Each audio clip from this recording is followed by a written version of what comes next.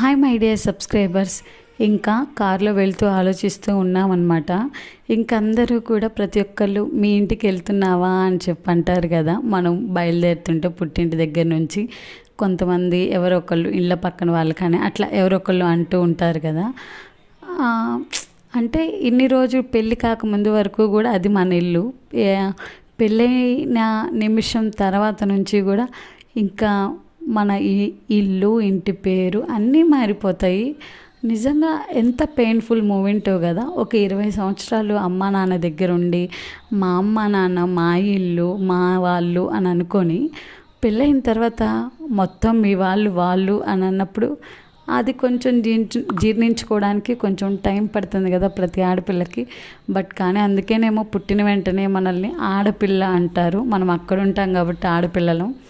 So అది కానీ బాధనే అనిపిస్తుంది. మీరేమంటారు?